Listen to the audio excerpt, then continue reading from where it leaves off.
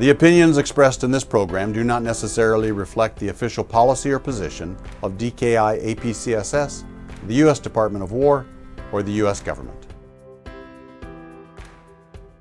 I'm joined by Kate Bondar. She's a senior fellow at the Center for Strategic and International Studies, Wadhwani AI Center, and a former advisor to the Ukrainian government, where she worked on defense reform and innovation during a period of rapid wartime adaptation. So they created this unmanned system forces. They announced a recruitment of 160,000 drone operators. And when I listen to European NATO conversations around land conflict, tanks crossing the Baltic border, I'm like, guys, they will have 160,000 drone operators. Don't expect tanks to cross the border, especially in the beginning. Expect thousands of Shaheeds crossing your airspace, together with Gerberas and decoys and other systems which will distract and kill your air defenses. Aloha and welcome to Dialogue, where conversations shape security. I'm James Minnick, Colonel United States Army retired and professor here at the Daniel K. Inouye Asia Pacific Center for Security Studies in Honolulu, Hawaii. This is episode 56, Drones and AI at War. A conversation with Kate Bondar. For decades, we talked about the future of war as something out on the horizon, years away, defined by emerging technologies and incremental change. Over the last 24 months, that future has arrived faster than expected. In Ukraine, we are seeing an inflection point.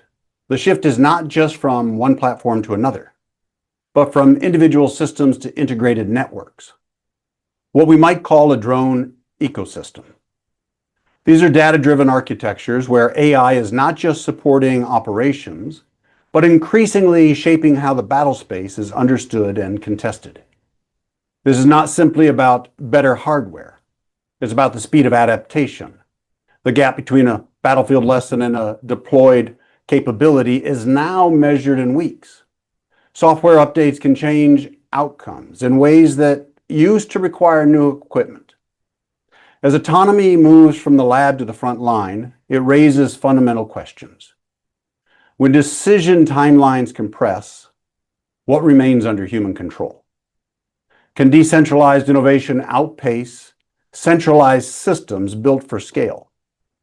And how do institutions adapt when the pace of change exceeds traditional processes? To help us think through this, I'm joined by Kate Bondar. She's a fellow at the Center for Strategic and International Studies and a former advisor to the Ukrainian government, where she worked on defense reform and innovation during a period of rapid wartime adaptation. Kate Bondar, welcome to Dialogue. Hi, it's so nice to be here. Thank you for inviting. Oh, I'm the one who is benefited by listening to you repeatedly speak. In the last month, this is my sixth time sitting down. Well, first time sitting with you, sixth time listening to you.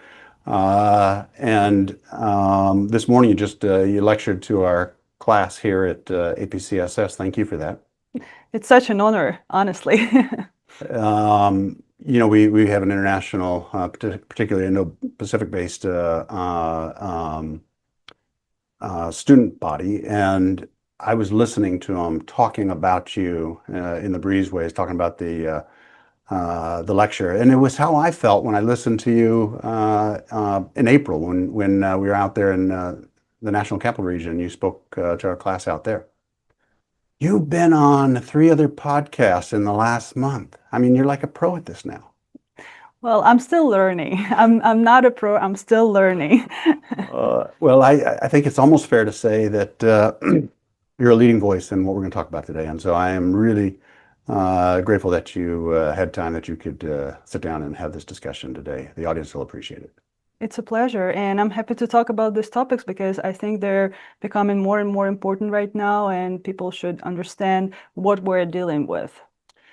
So with that then, I mean, let's start with the inflection point. What has changed and what makes AI, in fact, a warfare operational tool right now? Why now? Yeah, so, during these 4 years of the war, AI really went through a transition from something unknown and something non-military because, in 2019, I got to the United States when I got a fellowship at Stanford. And at that time, I started exploration how AI can help Ukraine to fight because we already had war, and how we can use AI in defense. And at that time, in Silicon Valley and innovative community, they were like, oh no, we're not using AI in the military. It's like everyone was so afraid of this. So after the full-scale invasion, I think the state of affairs was more or less the same.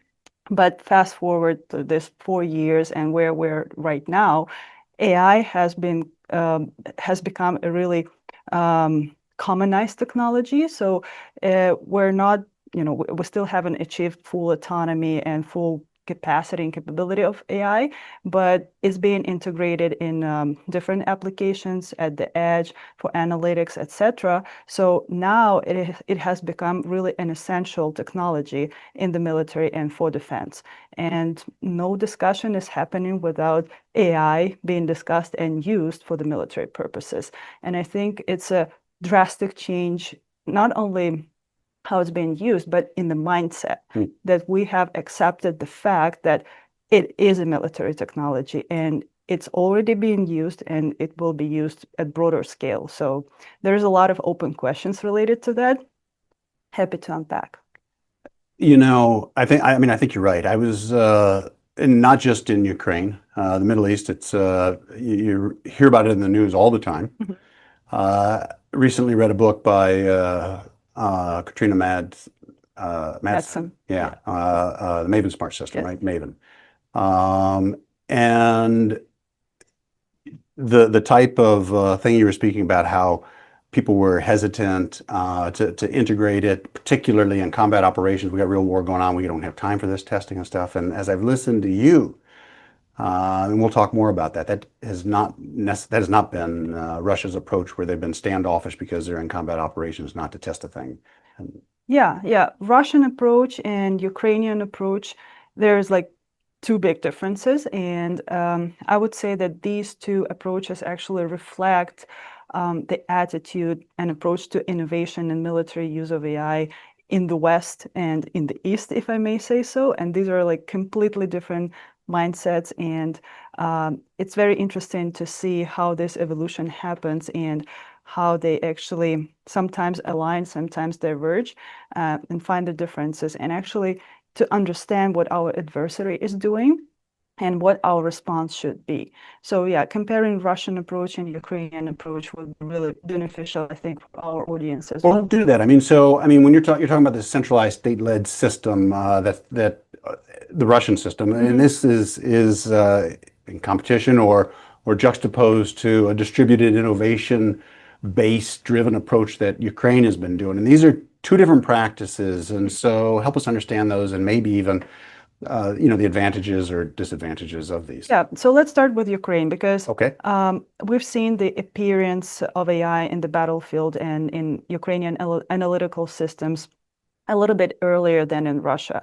And as you mentioned, it's really decentralized system where we have a lot of players, we have a lot of startups, teams, innovative companies who are really good at basically weaponizing commercial technology. So, I mean, it sounds a little bit scary, but this is what really happens. Ukrainian teams take open source technology, commercially available, and customize it and tailor it for military use. So computer vision model, it can be used for reading car license plates, right? But on the other hand, it can be trained for automatic target recognition. And this is where computer vision was really helpful for Ukrainians and for Ukrainian drone operators. And this decentralized system works really well because you can leverage a lot of talent pool, you can leverage a lot of teams and see what they offer, and they offer different types of solutions, and the military has an opportunity to choose. But at the same time, this competition which exists in this so-called free market, let's call it a free market, doesn't allow teams to really invest into deep tech, into long R&D, into collecting really big data sets, into labeling them in a really high quality. Whereas Russia, on the contrary, is just the opposite. So they haven't started, like straight away using what's available, and also they have limits in access to technology because of sanctions, because of their own government. So Russians start and they think as engineers. So they're like, okay, if we want to use AI, what's needed for AI? And the answer is always data, right? That's a foundation for any efficient AI.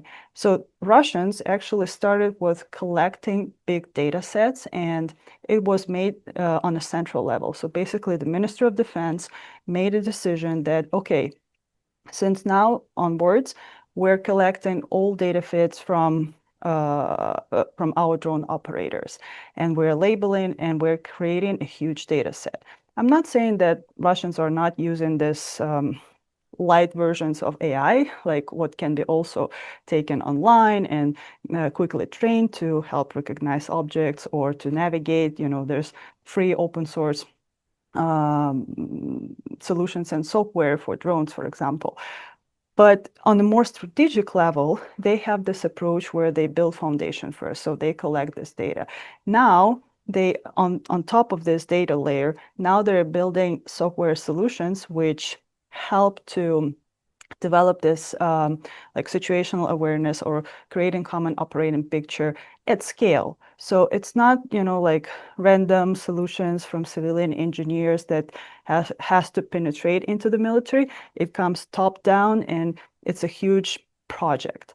And I think this aspect of Russian military innovation has been underestimated in the West because we still haven't seen like a real product which we can give a name, like Maven Smart System, right? But I think in really near future, we will see the result of all these efforts because the foundation is not visible, right? It's only when you build a house, it becomes beautiful and people can take pictures.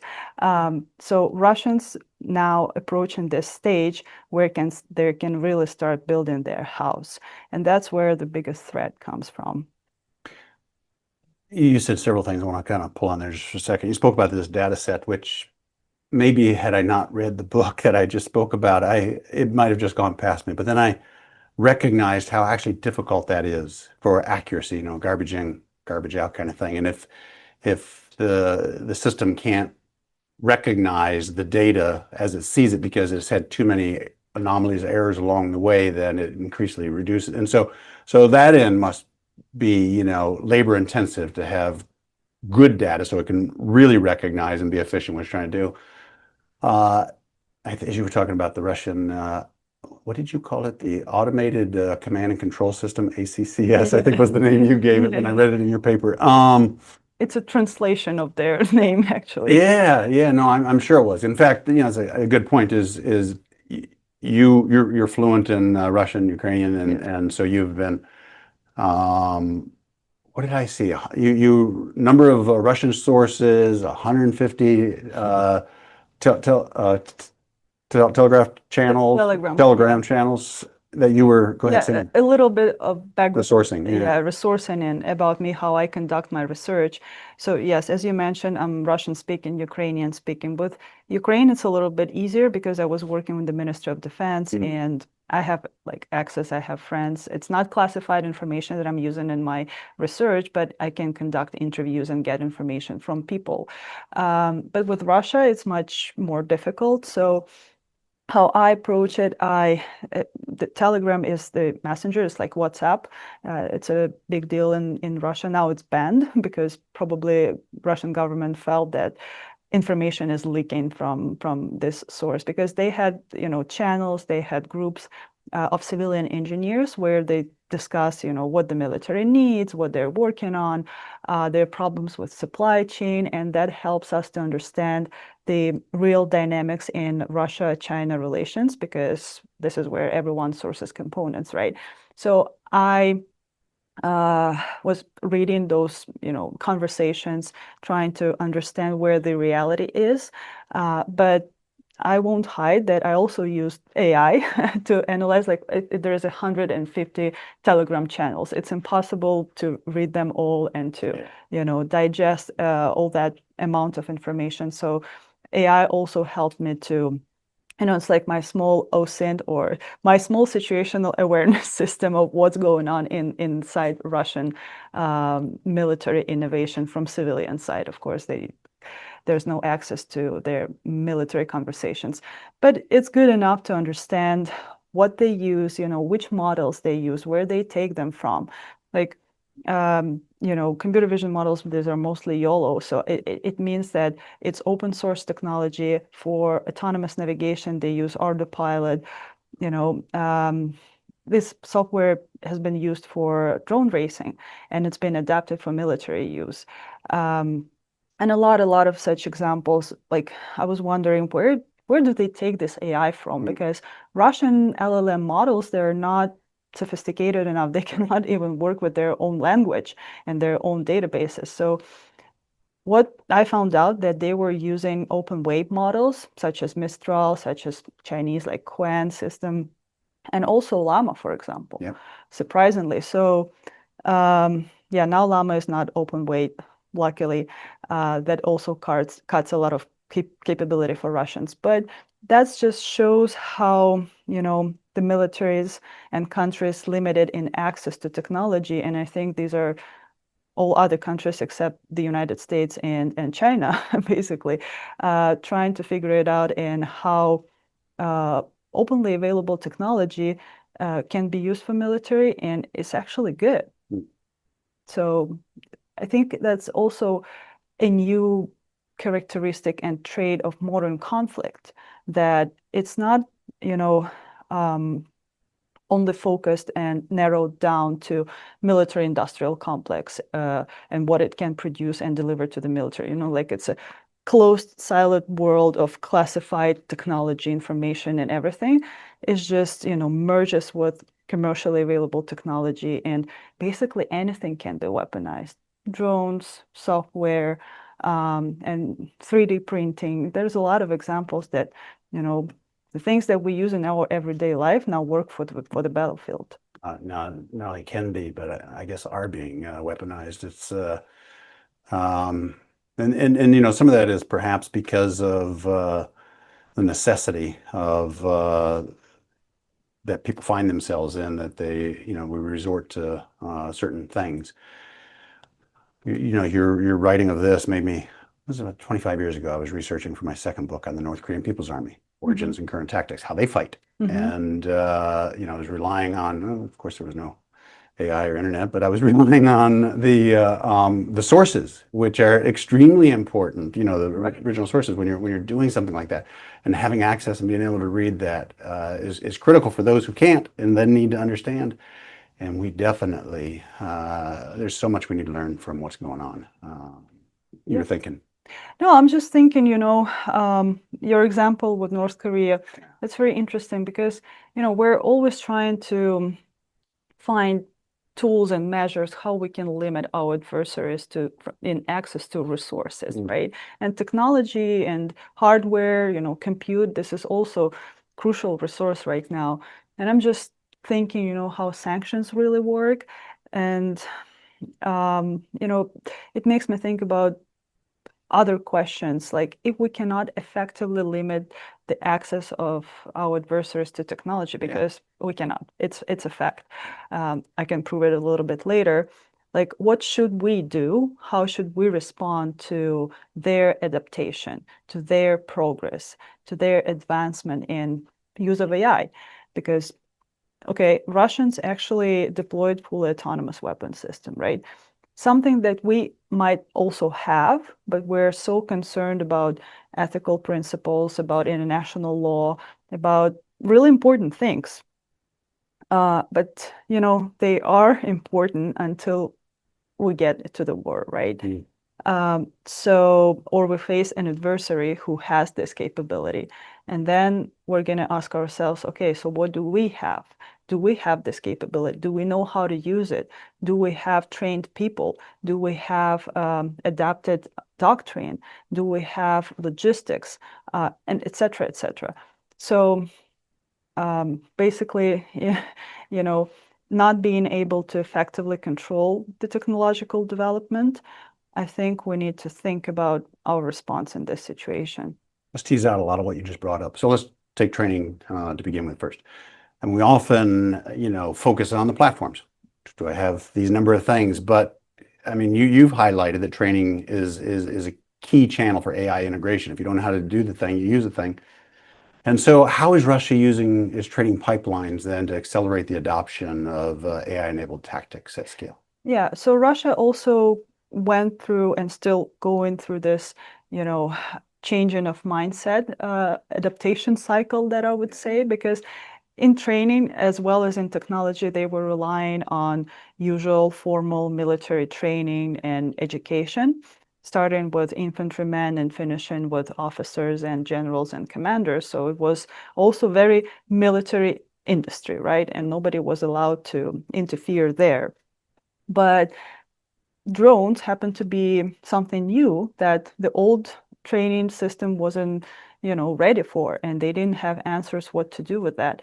And that's where we saw the emergence of private drone schools, also established by volunteers, and basically they deliver the same product.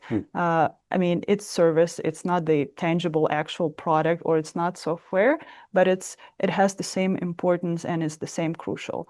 So what is interesting about these private drone schools? First of all, they are capable of adapting really fast. As any startup, they're smaller, they're more agile, they're not so regulated, they don't have layers of bureaucracy, etc.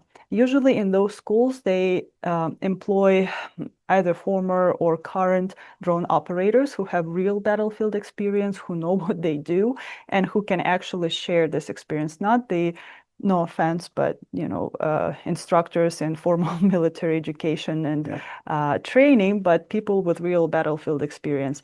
And for those schools, it's pretty easy to employ them, especially if they're not active duty, and many of them are not. So these people know what they do. They learn how to train. Then the military realized the value of this approach, and they started sending their operators for reskilling, upskilling, and also training to these schools rather than to their training centers. So basically they established this knowledge supply from the battlefield to drone schools, who can get firsthand feedback experience, like information from the actual battlefield. And they started accumulating this information, this knowledge, and converting it into fast update of their curriculum. So it's like iteration on technology, but it's iteration on curriculum. And these drone schools provide the most relevant, I would say, actual knowledge and tactical usage of drones. And like this is something that formal bureaucratic system cannot keep up with. And one more important aspect is that these schools have actually become an innovation hubs, because for them as private entities, it's so much easier to work with startups, with any companies. They're not limited with what's allowed for the military to buy. They don't have blue UAS list or anything like this. They can buy any system, they can work with any manufacturer, and those manufacturers and startups, they bring their technology to drone schools, and they give them into hands of these drone operators who come from the battlefield. And this is where this communication happens, and testing and training together. So end users and future end users can actually provide feedback real time to manufacturers. And that increases this feedback loop and accelerates it so fast that manufacturers can iterate on their systems much faster than having this communication through official channels, or even like with end users on the battlefield. So they have become a really important piece of this innovation ecosystem, especially in drone warfare, electronic warfare, software around drones, that I would say this is also something new, like a new phenomena for the militaries to consider how to integrate the schools and private training providers into broader, training pipeline for the military. I'm not unfamiliar with training in combat, but oh, 4.5 decades ago, when I first started out in the military, I was I was a little bit taken back. Hadn't considered that that would be something you would need to do, is train while you're in combat. Of course, I've come to realize, and I had responsibilities in Afghanistan with providing trainers and different things, and all that entailed. But even listening to your description, seems to be the rapidity and the feedback and the iteration of it all seems to be really at a quick clip, really perhaps different than even than what I had considered.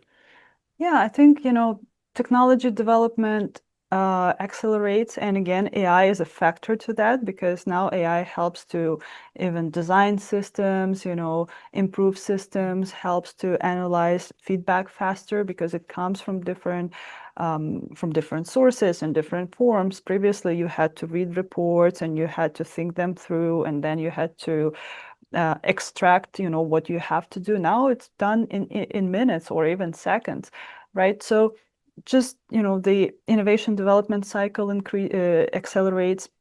And together with this, all aspects of integration have also to increase, accelerate, I'm sorry. Yeah.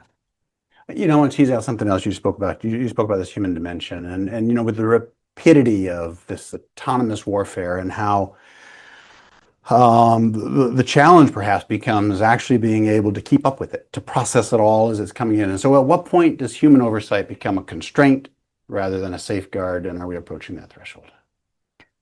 That's a question that I don't have an exact answer to.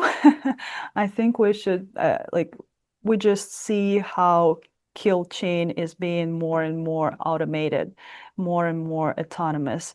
Human might be left less and less space, where people can actually interfere into this kill chain. And yes, speed is an advantage on the battlefield. Everyone knows it.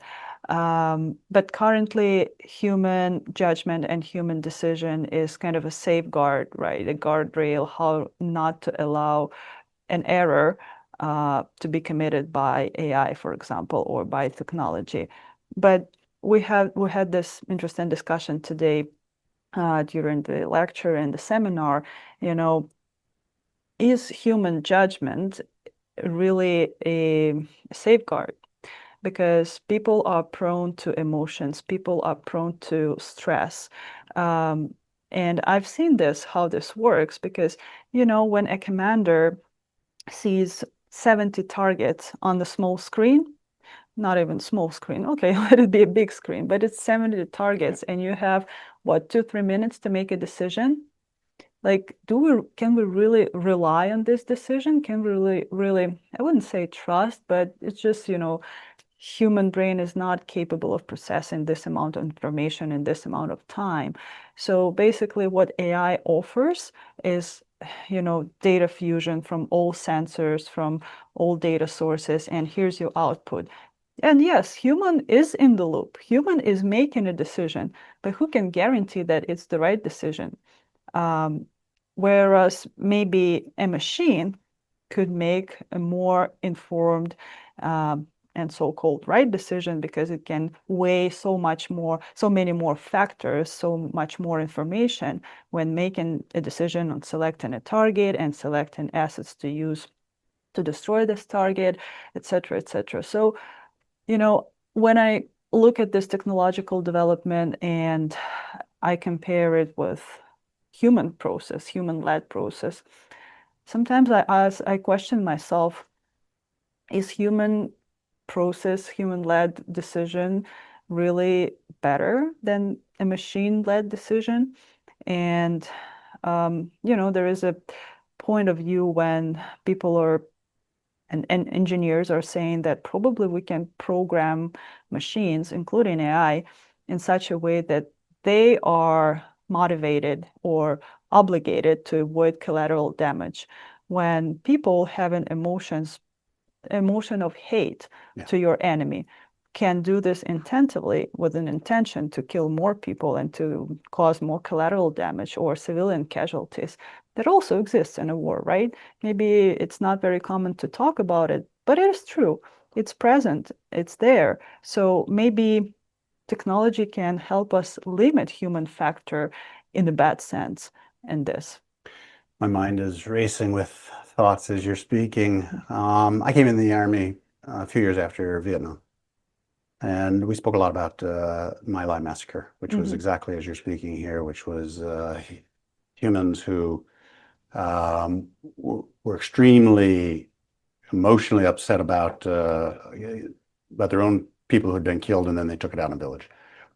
And then my mind raced over to one of my colleagues, Lucas Filler, just wrote the closing chapter in my latest book, Responsibility in the Machine Age Warfare, which is this thing you're getting after. You use the term human in the loop, and it is, as if though the human is looking, considering, and then letting it pass through. And you've also, I'm sure, heard the term human on the loop, which is then, looking for something bad along the way, but pretty much it's going. And then I thought, is it the luxury of winning that allows you to be more discreet? And if you are losing or not doing so well, then suddenly you just let it you're just letting it go by because you're trying to catch up, as it were. These are tough questions, aren't they? I think we're still trying to grapple with them. I have no doubt that Russians and Ukrainians are grappling with those as well right now. 100%, yes. And this is already happening. And, the situation differs case by case, mission by mission. What I can say is that we already have a technology which can keep human on the loop. We can remove human from the loop. So, basically, yes, a human can intervene and stop the system, change the mission, whatever, right? But if we want to, probably we can already have fully autonomous, kill chain from detection to destruction. It depends how much we trust it, how much we accept the error, and how much we accept, that something might go wrong. Yeah, and the thing is that, our adversaries like Russia has much more freedom to experiment with this because they don't care that much about regulation, about international law. Obviously, when even starting this war, they already broke all the rules and broke the international system, right? And same applies to autonomous weapon systems. Same applies to autonomous kill chain. If this gives them an advantage, they would definitely employ it. Like there's no hesitation or consideration. We are in the West are more constrained because we have a luxury of living in peace and choosing like what risk can we take, to which extent we're ready to accept this risk, right? We still have time to experiment with these systems, and that's what I'm encouraging the militaries in the West to do. Start experimenting, start training, start really understanding how systems perform, how software works, where are the real risks, where we can remove human from the loop, where we can keep human on the loop, and where we only can keep human in the loop. So no decision is made without a human, right? I think that depends on, again, case by case, where the stakes are high, such as nukes, for example. Right. Definitely human has to be in the loop, right? But, there are different approaches to this problem. But like my message is that it's already happening there. I think we should also start experimenting and testing and sensing and feeling how this works in practice a little bit more, just in case if we need to deploy autonomy and fully autonomous systems and trust AI, we know what to expect. So let me pull you on this one. Is there a winning model? We've kind of talked about this now around it, and I mean, you talked about the effectiveness of making decisions under pressure, and the scale-driven centralized system or the adaptive networked one. You laid these two out, and so is there a winning model here? What would you? If someone knew the winning model or the winning formula, I think they would already use it, right? But I think every country, every military should really analyze lessons learned, analyze every conflict emerging in the world, and see what's applicable to their military, their theaters, their environment where they live, geopolitical situation, geography, etc., etc. Speaking of the model,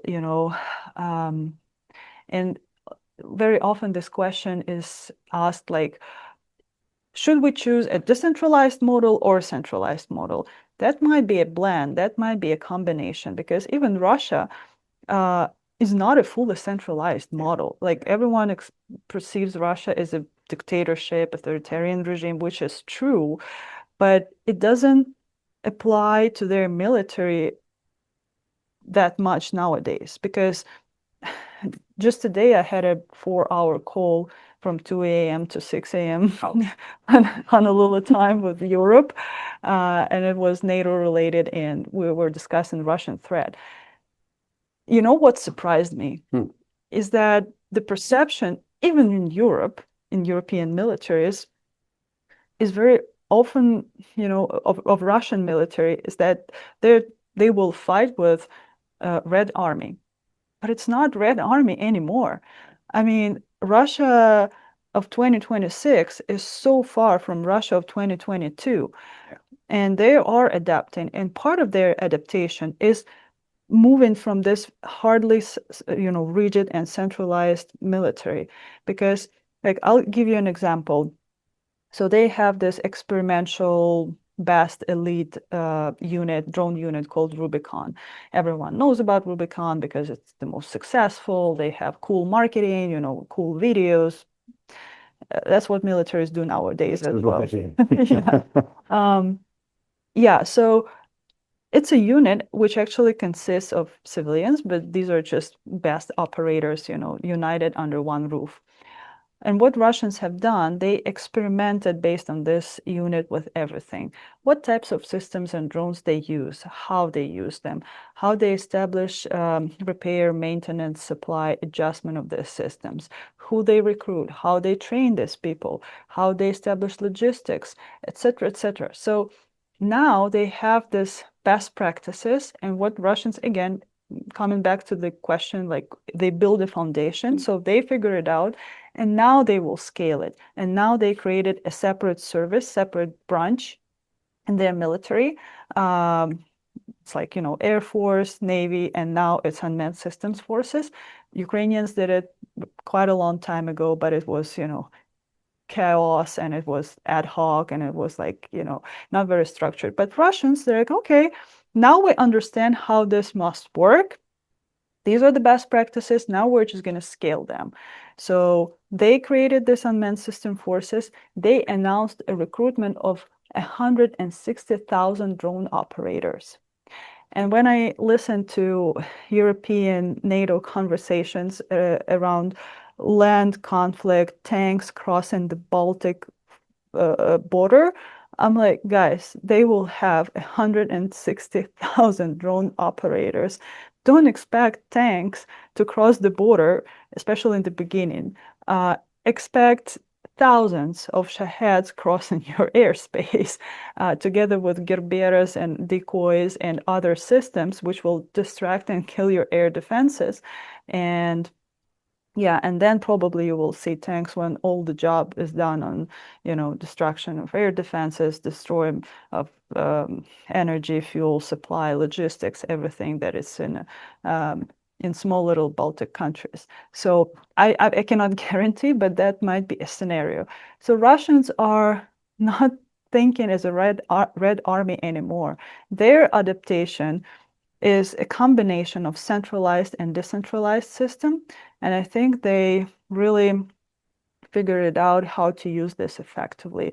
The rigid hierarchical military order together with leveraging civilian, talent pool and basically building something new inside their conventional military system. They have this, resistance inside, like old school generals who know how to do stuff the old way, and they resist this innovation. Yes, it's also present.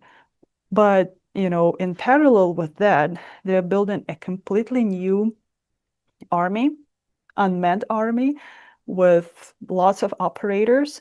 They know how to train them. They have already scaled production of Shahed drones. They localized the components, almost everything except electronics. And here we come back to sanctions problem, because over 50% of electronics in Russian systems come from companies headquartered in the United States.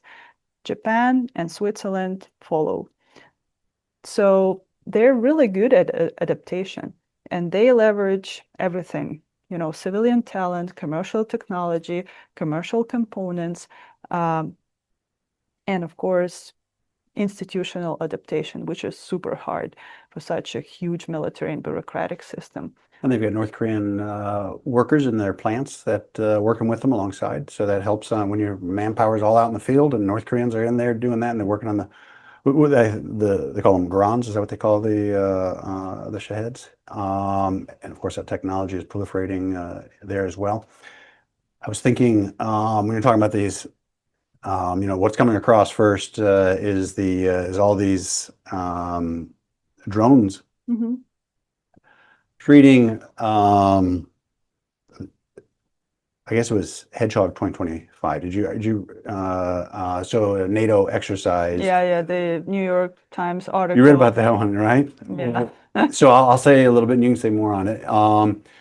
So a little over a year ago, NATO exercise where they were NATO force fighting an OPFOR, which was Ukrainian, and they found that quickly they were ill-adapt to be able to fight a modern fight. And realize that they have to make these changes quickly. Your point was, if you're expecting to fight a certain way, you probably ought to be thinking about fighting another way. And that exercise I was reading about that you just also mentioned was in the New York Times. Seemed to be a bit of a reason for pause for a moment. That maybe are we taking the right lessons? Are we not being dismissive, overly dismissive of that maybe that's the way they're fighting because they got no other choice, but in fact, the character of war may be changing as well. Yeah, it's a combination of factors, I think we're here in the West, we're learning the right lessons. I mean, changes that are happening right now in the Department of War, like changing acquisition system, launching these new programs, drone dominance, and the Army has actually launched a jailbreak, I think, Operation Jailbreak, when they want to recreate something like Delta system in Ukraine. So they're fusing different data sources. They're building a platform where everything is integrated and it can be used for situational awareness, common operating pictures, etc. Because JADC2 been sitting there for years, and we haven't seen Joint all-domain command and control system. This is the U.S. system, which is top-down, I guess. It's everything. I've seen so many definitions of it. It's a platform, it's a system, it's an approach, it's a concept, and I'm like, what is it? Like, where is it? Like, can we touch it? And nobody has an answer to that. Right. So when something is very abstract and too big, it's really hard to implement it. But now that the Army has seen the value of this software and it's an essential part from modern warfare. They're like, okay, now we have a goal, and now we know what to do, and now we know the most important part. We know what we want to achieve, and they want to achieve this system which would integrate everything and help them manage this unmanned system, including unmanned systems. So I'm just trying to say that the emphasis has always been on technology, because there is a perception that, oh, if we have a silver bullet, then we're just going to win, or enemies won't even attack us. It's like main deterrence factor, right? But it's not only about technology. With drones, now we have a problem of integration. And while I'm trying to focus and, emphasize integration all the time, is because I met with US units who actually got drones and the problem with procurement and acquisition kind of solved. But then they're like, we don't know what to do with them. And they're lying in boxes somewhere, and that's it. And they're like, you know what? Nobody taught us how to fight with drones. We know our stuff. We know we have our tactics. If we have a task of cleaning that room, we're just going to go blow everything up as we usually do. And why do we need this hustle with drones? It's just an additional headache, which I get. I mean, if you're not trained, like, why would you start experimenting and inventing something when you don't see any value in this, right? So, The North Koreans thought that too when they first got on the battlefield, and they were killed in the thousands and realized they had to change their approach if they were going to survive. it's a good motivation, right? That was a good motivation. Yeah, so the integration part is same important as technology Yeah. itself. So as we thinking about this integration and this speed versus a coordination, and you talked about JADC2, and what makes JADC2 even more complicated is when you add the C in front of it, combined, joint all-domain command and control. And so can alliances move fast enough to compensate with these more centralized state-driven systems? Of course they can. I mean, we people build these systems, and it depends on us how we build them, how many layers of bureaucracy we create, and we can also remove these layers of bureaucracy. And Russia and Ukraine are perfect examples for this because both countries inherited Soviet system, which was very bureaucratic, and both countries in a different ways removed unnecessary milestones, approvals, all these steps on the way to actual capability and integrating it. So I think on international level with our allies, we can achieve the same. Yes, it's 10x harder because you need to fight many bureaucracies, but to achieve combined command and control, joint all domain command and control. Yeah, we just need, and I'm not a big fan of standards, but still we need to at least find common approaches to technology development, software development, make things easily integratable and interoperable between each other. For different types of things, there are different approaches. For software, it's one approach; for hardware, another. But it's like with plugs and cables for phones, right? We finally came to one single format or like a standard across, plug in anything. Yes, across the world. So it should be the same approach. I know in the military it's much harder, but it's doable. Well, I would think that the absence of standards is what makes CJAD C2 so hard. Is if every defense company with their proprietary information develops a thing and they don't communicate with each other, you can't create that kill chain you're expecting because you can't get. And then when you add the internationals, it's even more complicated. And if you say everybody needs to do this thing here, then they would work to that, perhaps. I do agree with you, James. If you talk to companies, they won't. They won't. That's right, because there's no incentive to. No incentive. They hate standards. Yeah. They say that it's limiting their innovation, which is maybe partially true, but there has to be approaches, like open interfaces, publishing of the documentation, so everyone can actually make things work and, talk to each other. So these small little changes, at the I don't know, edge of your system, not changing what's inside, but just, creating this plugins, that would probably help to change the situation. But again, this abbreviation is pretty big, combined, joint, all domain, command and control. I think we should move backwards. So first we should establish and digitalize command and control, then add all domain, cross domain collaboration, because now there's a problem of communication even between services, right? They don't want to buy the same stuff. Like Air Force doesn't want to buy what Navy is buying if it's the same title. I heard cases when companies had to rename stuff just right? For it to look different, so different services can buy it. These are like extreme ridiculous cases, but this is something which really exists. Mm. And I'm still wondering, like in the United States, every service develops their own command and control system. Yeah. Why? Yeah. When it has to be joined, right? Yeah. So when we close this gap, we can move to join, to combined. Let me pull you on a couple more things. We're running short on time. So so when this goes well, I imagine it goes very well, and when it doesn't go well, then it starts to fail. And so, what is when we think about these risks? What are most likely the failure points that will cause this not to work? What we're talking about. Do you mean command and control or like technology in more The broader we've been broader? speaking about, yeah, drone and AI here, and Trust me, there are so many things that can go wrong, especially. but even though they've been going wrong, they've been still applying them in combat in Ukraine. Okay, when something goes wrong, you learn your lesson, maybe sometimes the hard way, and the stakes are too high and the price is too high, but you still learn, and then you improve the system or technology or approach or training or where you identify this gap, and it helps you to get closer to perfection, if I may say so. But nothing is actually completed or finished or perfect anyways, right? But I think to minimize this risk of that something might go wrong, we should test more, experiment more. We should move from PowerPoint presentations and labs to operational environment.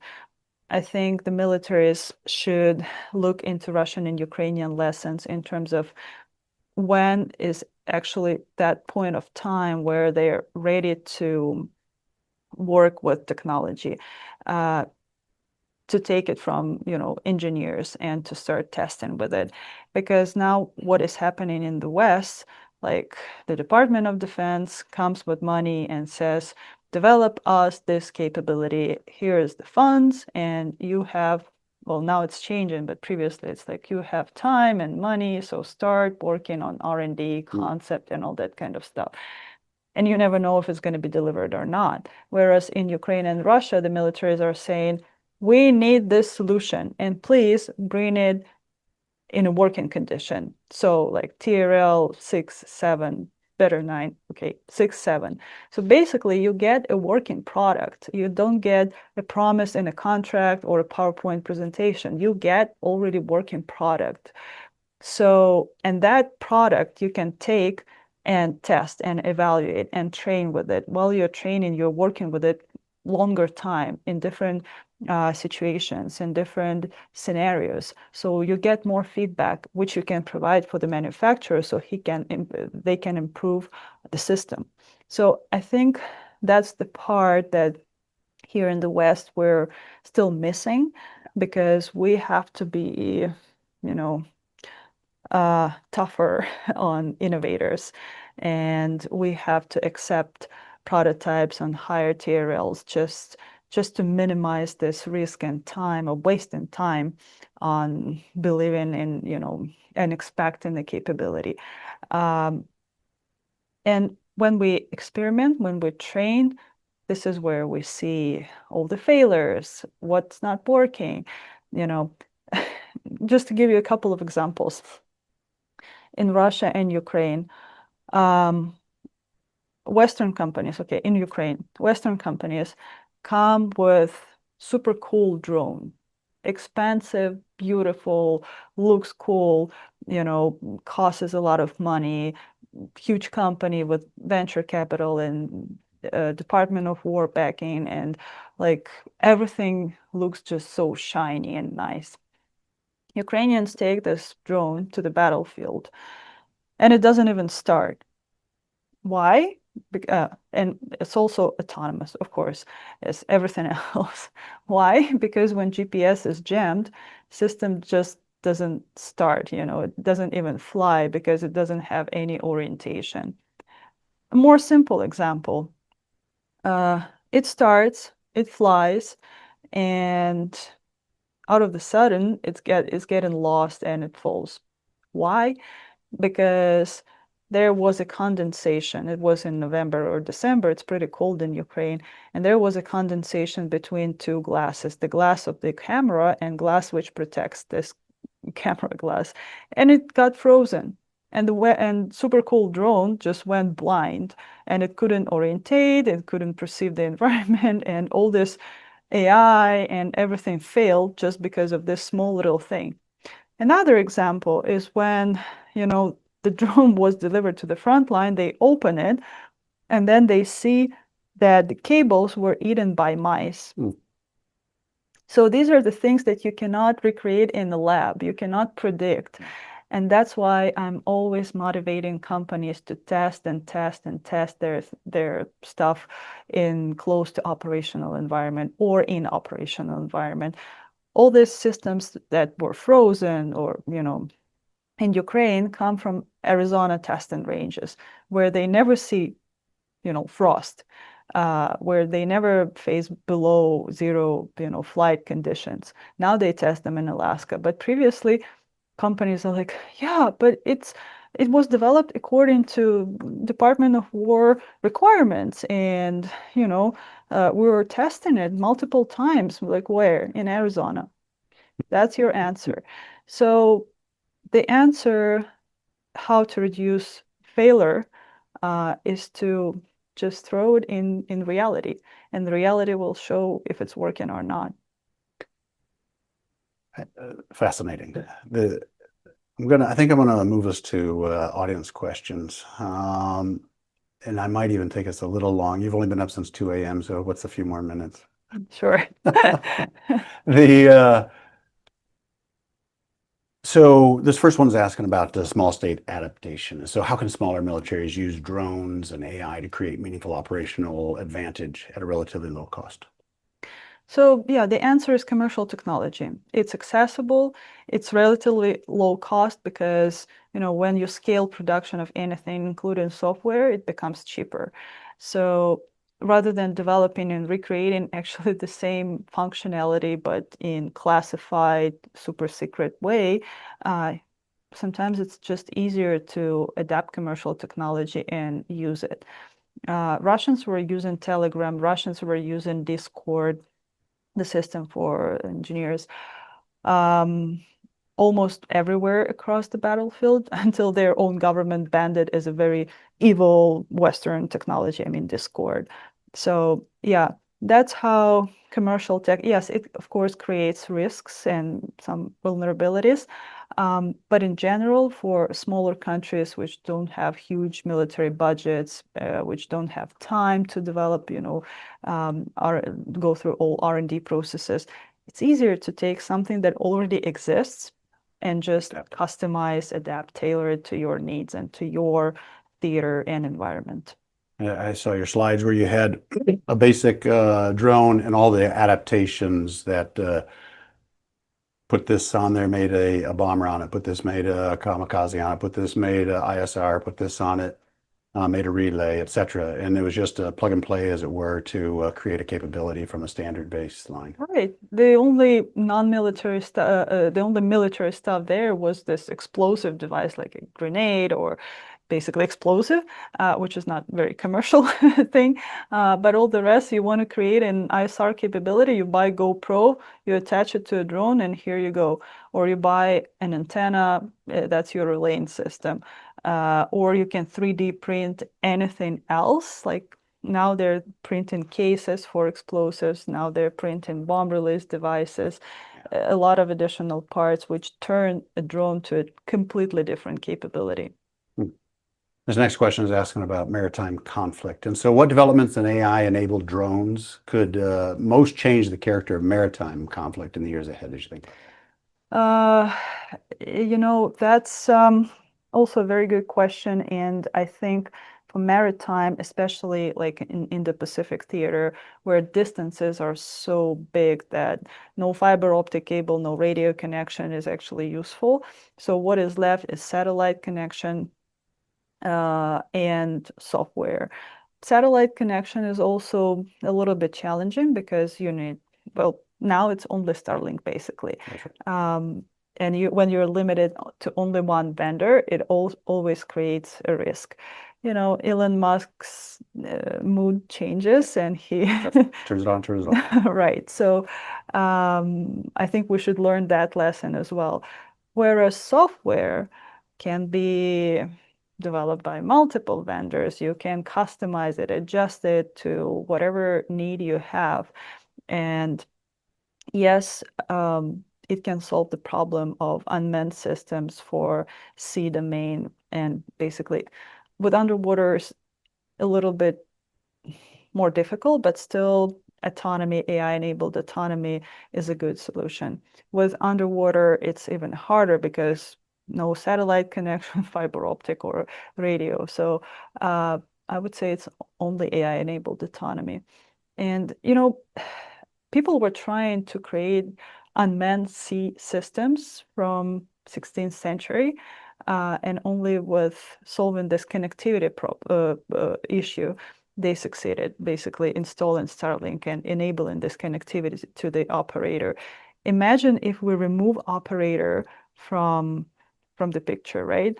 And if we get fully autonomous system, then it's not limited to anything, basically only, I don't know, fuel tank probably. But all the rest, it solves a lot of problems for maritime domain. Yeah, yeah. This next question is asking about counter swarm defense. I'll ask the question, but I've listened to you talk about swarming, and maybe you might even explain that a bit. But the question is, what approaches look most promising for defending against large-scale drone and swarm attacks? So now maybe talk about the swarm and the counter swarm. Yeah, so we should distinguish between real swarming and just a group of drone, because real swarming is when drones can distribute tasks in this group, and it doesn't matter how many of them there are. A group of drones can also fly with a pre-programmed routes, paths, in a pre-programmed formation, but this is what generally, distinguishes and differs real autonomy versus algorithmic autonomy. So in a swarm, there are different types of swarm. There is like one node which controls others.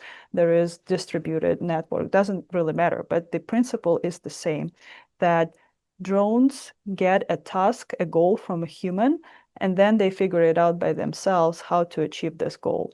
It's comparable to what people are doing, right? Nobody tells you, well, shouldn't tell you, like, if you want to go from A to B, you have to move your one leg, another leg, right? So you're figuring it out by yourself. That's what drones do in a swarm. And that's what makes them dangerous, because you never know how they solve the problem of achieving the goal, how they actually try to achieve this goal. And in most of the cases, they are fully autonomous. They have to be fully autonomous. It's not a solved problem yet and not fully deployed yet, but the goal of having a swarm is to make them fully autonomous. So they also don't rely on this connection to the operator. So, and Russia is well advanced in trying to figure this out. Yes, Russia, I wouldn't say they have super advanced technology, but they're advanced in I guess I didn't necessarily mean the technology, but in the process of thinking this through, yeah, they've been process of deploying and experimenting in real battlefield.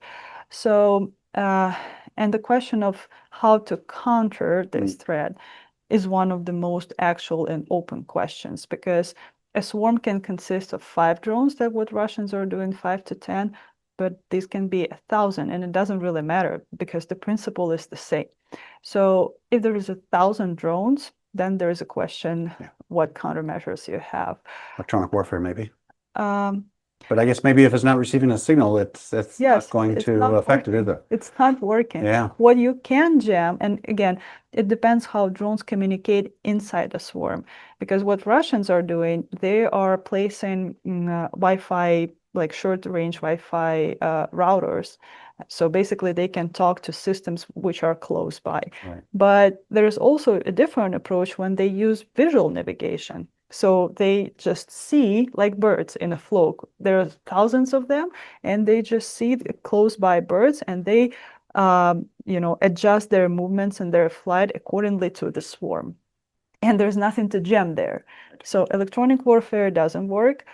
Um, you know, Kinetic countermeasures, depending on the price. If it's a swarm of small group 1 FPV drones and you have Patriots, doesn't make sense, right? Even if these are Shaheds and you have Patriot, doesn't make sense. So probably these are like also swarms of interceptor drones. All things related to lasers. I see potential for lasers in future, but maybe, because a laser itself is cool, but you need a huge, power supply and a generator for that. So to deploy that system on the battlefield, you will become with that laser the first biggest target. Same with all this microwave grilling, and it might look cool in demo, but deploying that huge thing on the battlefield, again, you will be the first and the biggest target because you emit a lot of signal, and the swarm just gonna attack and basically destroy you. So there is, again, no silver bullet for this, and I think approach that Ukrainians naturally and organically have developed right now, which is called layered defense, is the best answer to this because it's a combination of different technologies, kinetic, electronic warfare, interceptors, starting with small interceptor drones to missiles to fighter jets to helicopters, and they all work together. And only in such a combination, something is being shot down by lasers as well. So it's only a combination and layers of air defenses probably which can solve this problem. Next question is asking about human capability. So what new skills and training will future military forces need the most in an era of AI-enabled warfare?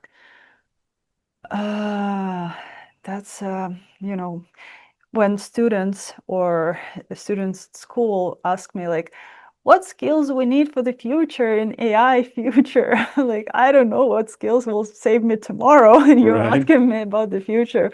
It's the same thing here because I think it's not like separate skills that we can develop right now in our warfighters. It's how we create institutional agility and adaptability. That what can define and help us to react fast to this technological development. So I would say that speed of institutional adaptation, this is what will really matter because if we can adapt fast as a military with all procedures, regulations and everything, we have the business processes that we have inside, we will be able to retrain people faster. We will be able to adjust their skills faster accordingly to what is needed at a particular point of time. And I would say that it's more important rather than trying to build, a skill set right now and thinking that it's going to be good to go for the next 10 years. I don't think we have that luxury anymore. I'm going to ask one more question. We had hundreds of people sign up and ask questions in this live showing, and so we're never going to ask all of them, but one more. Governance and rules. Where do you see the greatest need and limitations for international rules governing military AI and autonomy? Well, the greatest limit right now is absence of common approach and agreed approach among at least, allies, because I don't believe that we will find common language around this with our adversaries. It would be great, but other regimes just proved that you can sign an agreement, you can sign arms control regime, but what if an administration comes in any country and decides to quit or just does whatever they want? Like, I don't think that would be a solution.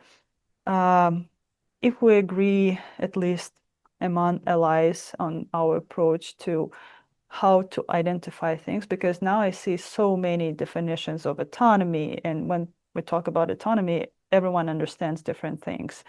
So we should find like common definition here, and then we should just develop approach how we address these issues.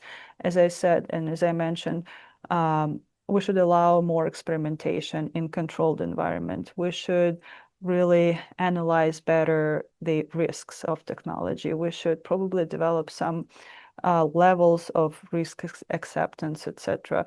So the like general message is that we should start working with this, not being afraid, not trying to establish control, restrict innovation, because it won't bring us everywhere. It just will increase the gap between us and adversaries, rather than trying to understand technology. And probably when we see something, when we identify risk, we codify it in some sort of regulation, and that regulation can be then translated into technology, how it performs. Going back to our conversation, how technology can reduce human factor and risks related to human behavior. Yeah, so probably the answer would be start working on this, seeing, and then following how technology develops, rather than developing hypothesis and trying to limit everything, whereas maybe it's not needed. Before I let you go, I like to ask for book recommendations. Maybe you might share one with us. The book recommendation relevant to this conversation, because I would like to, follow this conversation, would be the book called Breakneck. Oh, I've read it, by Dan Wang. Yes. Very good book. Yes. So you read it, and probably you understand better. The know-how is what matters. Know-how what matters, and how Chinese and Russians are thinking, and how our systems differ, right, in the West and in the East. I'm not saying that it's a competition between lawyers and engineers, but to some extent it is. It is. And I think this book just lays a foundation for and gives some food for thought, like what would be the better model, like how we can blend probably these two approaches, because every extreme is bad. Yeah. And somewhere in the middle, or to the left or to the right from this middle, would be an optimal model for us and for our advantage in future. So yeah, I would recommend to read that book to better understand on a broader scale how things work and how mindsets are working in different parts of the world. I couldn't agree more. Thank you for spending this hour with us, for being here in the studio. It has been my pleasure to have this conversation, so thank you. Likewise, it was a pleasure to have this conversation and being here. Yeah. As we conclude today's dialogue, this conversation reminds us that the defining shift in modern conflict is not just technological, it is the speed at which systems learn, adapt, and act. AI and autonomy are not future capabilities. They are shaping outcomes now. The advantage will not go to those who simply possess advanced systems, but to those who can integrate them, scale them, and evolve them faster than their competitors. For policymakers and practitioners, the challenge is clear. Adapt institutions, decision-making, and partnerships to a pace of change that no longer allows for delay. These conversations shape security. On behalf of all of us at the Daniel K. Inouye Asia Pacific Center for Security Studies, thank you for joining us for this important dialogue. Many thanks to Kate Bondar for her insights. I'm James Minnick, and until we meet again, aloha hoi. The opinions expressed in this program do not necessarily reflect the official policy or position of DKI APCSS, the U.S. Department of War, or the U.S. government.